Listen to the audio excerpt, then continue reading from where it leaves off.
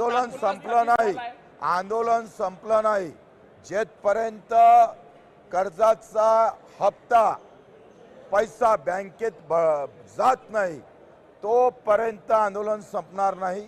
थोड़ी जरी इकडे तिकडे नजर केली तर खबरदार, हम यहाँ खड़े हैं, हम अभी जिंदा है. याच नागपुरात शोले आंदोलन मी केलं होतं, तुम्हाला माहित आहे. 2007 ते 2008 आबावरती आलेले होते. त्याच नागपुरानं रायगडमध्ये सुरू झालेलं आंदोलन नागपूरच्या धर्तीवर आम्ही यशस्वी केलेलं आहे. आणि त्याच्यामुळं आता झालं ते, तुला ऐकायला नाही. तुमच्या सोबत कराळे मास्तर पूर्ण दिवस आंदोलनात होते, ते आता घोषणा देत आहे बाहेर की सरकारने आम्हाला फसवलं. तुम्हाला असंच वाटतं का? कराळे मास्तर आता त्यांना का बरं अशा पद्धतीचं वाटते मला माहित नाही. ते मीटिंगला येणार होते, नेमकं ते मीटिंग त्यांची चुकली, त्याच्यानं ते नाराजगिराज नाही. ते एवढे लहान मनाचे लोक नाही आहे. मी त्यांना भेटतो, त्यांना समजून घेतोय. आता वामनराव चटपांचं आयुष्य शेतकरीमध्ये गेलं, जानकरांचं गेलं, तुमचे नवले साहेबाचं गेलं, राजू शेट्टीचं गेलं. म्हणजे एक मला समजत नाही, दुर्दैवी गोष्ट आहे. मी दिव्यांगाचं आंदोलन केलं तेव्हा अशा कुठल्याही आरोप गिरोप कुठलेही होत नव्हते.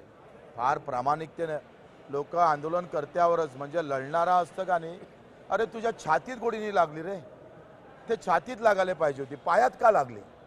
हे असे काही लोक इतके विचित्र बुद्धीचे पैदा झालेले आहे, मला माहीत नाही. म्हणजे लढणाऱ्याच्या छातीत गोळी लागली तर त्याला बरं वाटतं, वा वा वा, अब लढाई आहे सही.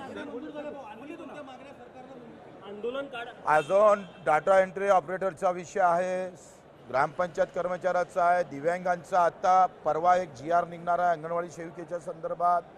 दुसरा आमच्या मेंढपाळाचा विषय आहे. मच्छीमाराचा नाही झाला आहे, मच्छीमाराची चर्चा व्हायची आहे, मेंढपाळांची चर्चा झाली. आणि या सगळ्या विषयावर आता पुन्हा एक बैठक होणार आहे बाकीच्या विषयावर. ते पण बैठक या हप्त्यामध्ये होणार. कामगार नाही, शेतमजुरांचा विषय असं एकंदरीत आहे. मला वाटतं आपण मीडियाने खूप आम्हाला साथ दिली.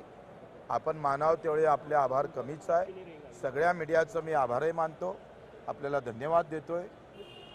आंदोलन काळामध्ये सर्वसामान्य नागरिकांना जो त्रास झाला त्याबद्दल तुम्ही त्यांची दिलगिरी व्यक्त करता. त्यांची माफी मागतोय. खरं तर सरकारनं पुढाकार घ्यायला पाहिजे होता, आंदोलन करायची वेळच येऊ द्यायला नाही पाहिजे होती. ही सरकारनं जबाबदारी हात वरती केली म्हणून ही अवस्था आली.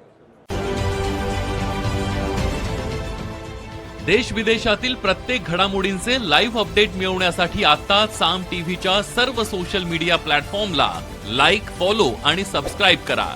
तसंच सर्व नोटिफिकेशनसाठी बेल आयकॉन प्रेस करायला विसरू नका.